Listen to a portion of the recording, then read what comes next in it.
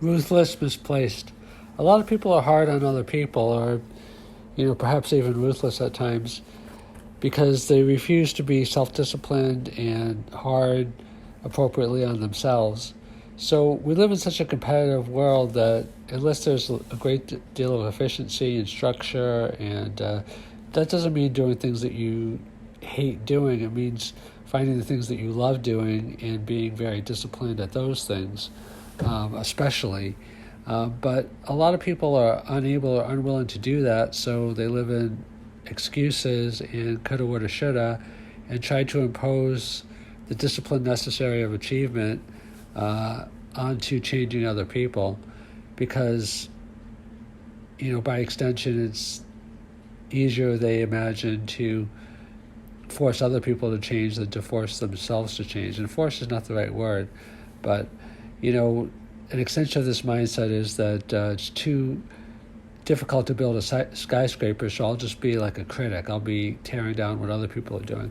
A lot of people love to be a critic. There's that famous, I think it's Theodore Roosevelt line, that it's the person in the arena, the man or the woman, that's actually doing things that's to be applauded.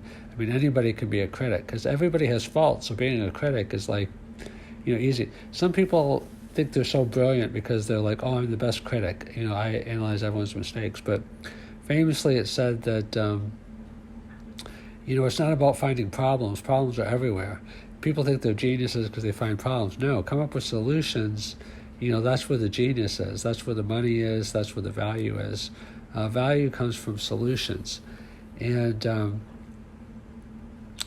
this whole idea of ruthlessness, for example, in politics, Democrats, Republicans, what it is that people don't want to find solutions sometimes. And I'm not saying there's moral equivalency or that everything is the same, but people are not willing to consider other points of view or be open-minded because that's, frankly, sometimes too much work. And I'm not saying all people are lazy and that all people, are hostile in politics or ruthless in politics because they're lazy, but there is some of that. People are intellectually lazy. People don't want to delve into all the different issues and explore possibilities. And, solutions are nuanced. They're kind of take part of this, take part of this, take part of that, put it together.